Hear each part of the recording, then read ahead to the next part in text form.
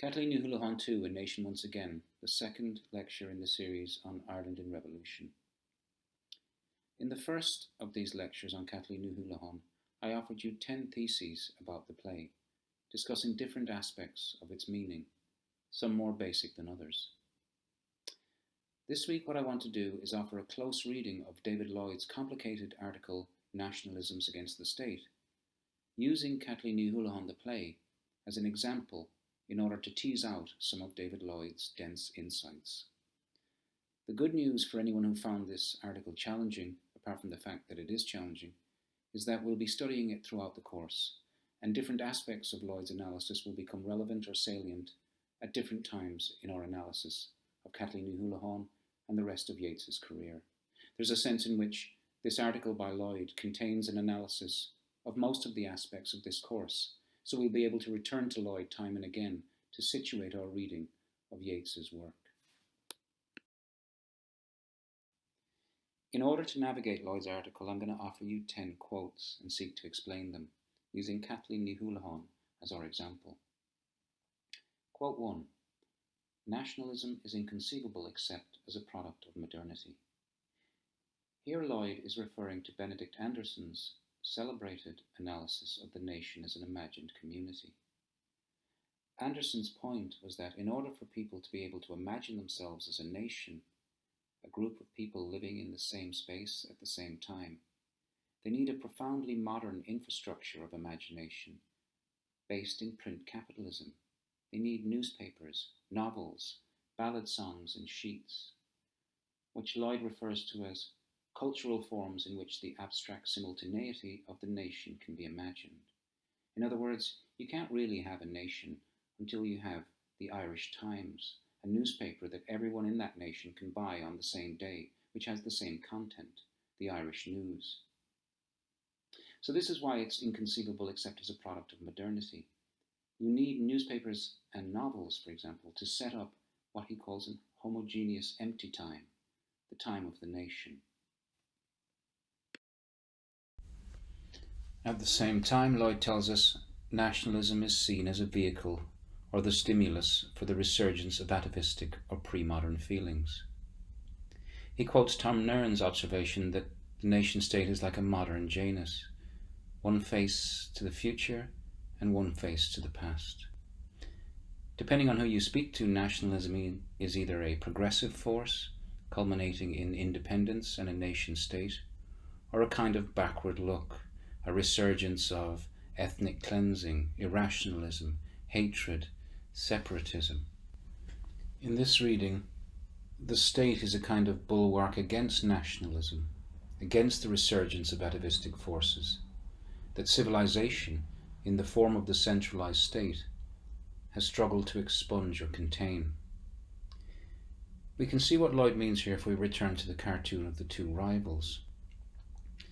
The woman in the middle between the two men is in the position of the modern Janus.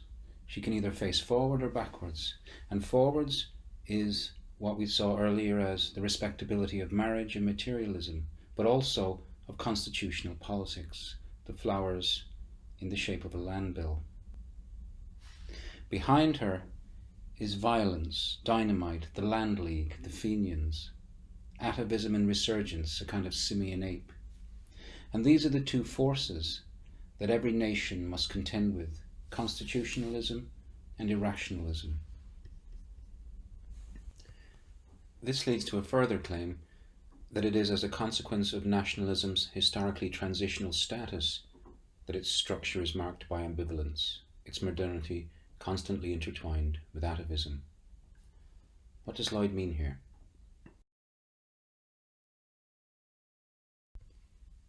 He means that theorists of nationalism tend to conceive of it as a progress narrative, as a matter of development, industrialization.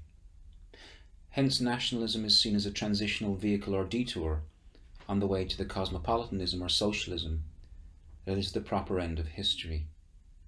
Lloyd quotes Thomas Nairn on the idea that nationalism occurs by dint of a certain sort of regression, that it is invariably populist, that it relies on differences of skin colour, ethnos, speech, folklore, and so on. And these differences produce a kind of primitive substrate of nationalism, a basis for a vertical integration of the people based on solidarity against a common enemy. And this is where the threat of atavism resides.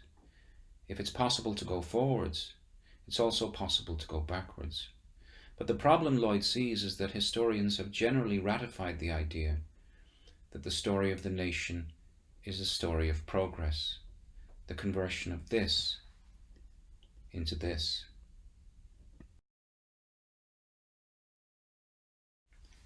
In this view, the goal of the nation is to refine the people into modernity. And this leads to our third quote.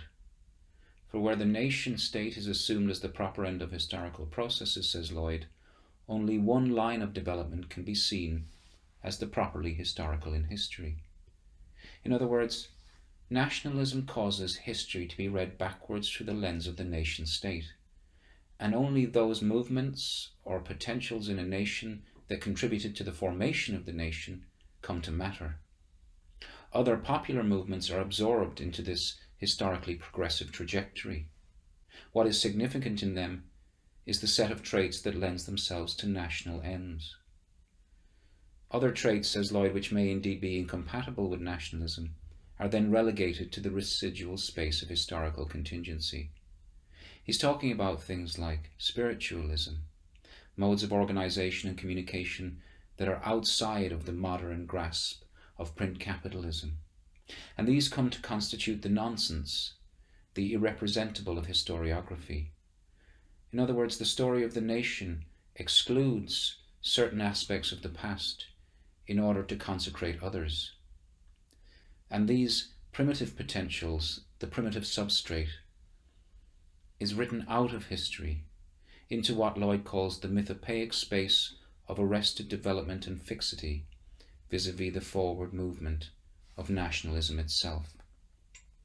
You recall from Thesis 7 in Lecture 1 that Cathleen Houlihan pits marriage and materialism against spiritualism and sacrifice. It pits this against this. And one of the things that Yeats is doing there is trying to recover the nonsense of history, the irrepresentable of Irish history, for a new story of the nation. It's an argument about what counts as the official story of the Irish nation. And when the nation state is seen as the form and end of history, it in effect regulates what counts as history, which is what Lloyd calls statist historiography. Remember that nationalism achieves a vertical integration based on political solidarity against a common enemy, so that what matters is not whether you're a woman or a man, rich or poor, communist or Democrat. What matters is that you're Irish. So that these other potentials and movements become what Lloyd calls history's inassimilable. The aspects of Irish history, such as the history of Irish feminism or Irish class struggle, that cannot be integrated into the official story of the nation.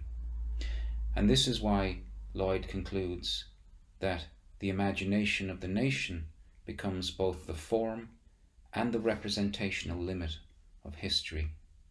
Statist historiography limits what aspects of the story of the nation can be told. And we'll see in our history of the Irish Revolution that the history of the Irish nation, being written backwards, sought to expunge certain key moments in the history of the revolution from the official's account.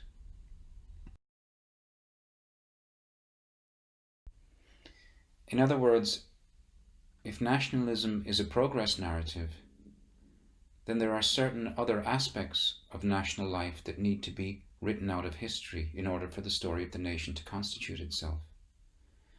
Lloyd says that the desire of nationalism is to saturate the field of subject formation so that for every individual, the idea of nationality, of political citizenship, becomes the central organizing term in relation to which other possible modes of subjectification, he uses the examples of class and gender, are differentiated and subordinated.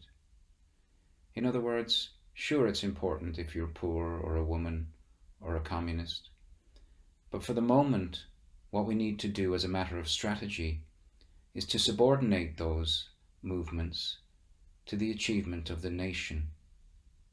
Lloyd makes the point that virtually all nationalist movements emerge in conjunction with other emancipatory movements, the women's movement, the workers' movement. But these are suppressed and retrospectively expunged from the story, which becomes the story of the nation. Lloyd refers us to Countess Markievicz, a remarkable figure in the history of Ireland's revolution. She was a nationalist, more specifically a Republican, but she was also a socialist and a feminist. And these aspects of her commitments were suppressed at the foundation of the Irish Free State. The Irish Free State achieved the goal of an Irish nation, but it did so at the expense of any attention to the rights of women and the rights of the poor. And this is what Lloyd means about nationalism and the state, is that at a certain point, nationalism achieves a state, but the state suppresses the rights of those who fought to achieve the nation. If we return to the cartoon of the two rivals, we see, for example, that Irish women choose between alternatives that are determined by, embodied in, Irish men. And the history of the Irish nation suggests that the Irish poor rarely get to choose at all. The period leading to the birth of the Irish Free State was complex.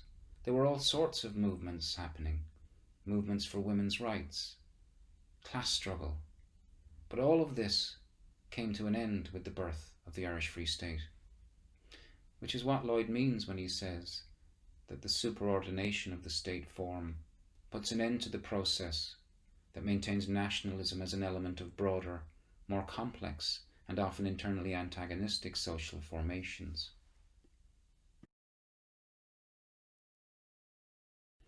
So it is no mystery that Irish socialist feminists could play leading roles in the Irish struggle for independence and then be entirely opposed to the Free State that resulted. Lloyd's point is that state nationalism is oppressive and that other social movements, such as feminism and Marxism, are what it suppresses. But he makes the point too that these other potentials, the feminist potential, the Marxist potential, they persist after independence as recalcitrant elements of national life. These are the stories that the nation doesn't want you to think about, the aspects of nationalism that the nation is bent on ignoring. But ignored or not, popular culture persists after independence as a kind of disruptive force. The paradox is, as Lloyd says, that nationalism is all about the people, but then it turns suddenly into a story about a certain kind of people, the right kind of people. And so, quote 7 is that it is a paradox of nationalism that though it may often summon into being a people that is to form and subtend the nation state, it is always confronted with that people as a potentially disruptive excess over the nation and its state. Here again we might think of Countess Markievicz. Markievicz was one of a number of Irish Republicans who were arrested twice, once by the English and once after independence by the Irish. This is a great example of the kind of paradox that Lloyd is talking about. Why are the Irish arresting themselves after independence?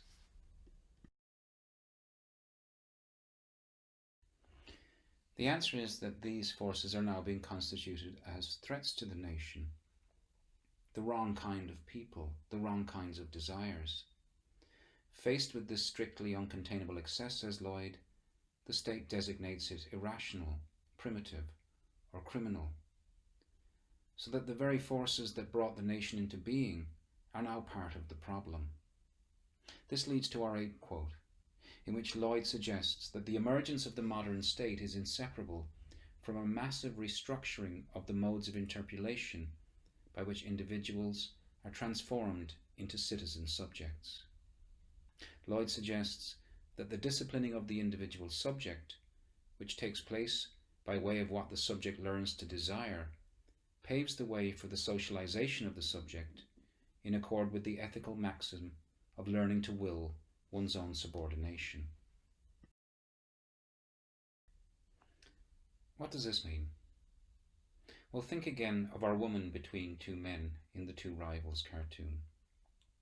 It's clear that after independence, Irish women are being told that what they should want is marriage and subordination. Yet what they fought for was freedom. As it turns out, though, the freedom they fought for was Irish freedom, the freedom of Irish men to constitute Irish reality. So that before independence, women can fight for freedom, but after independence, they have to learn to will their own subordination. They have to learn to accept the limits of their power as designated by Irish men.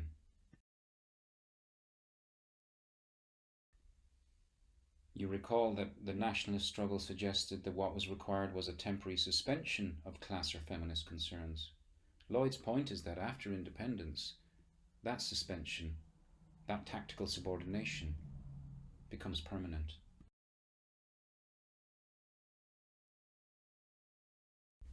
And this leads to our ninth quote.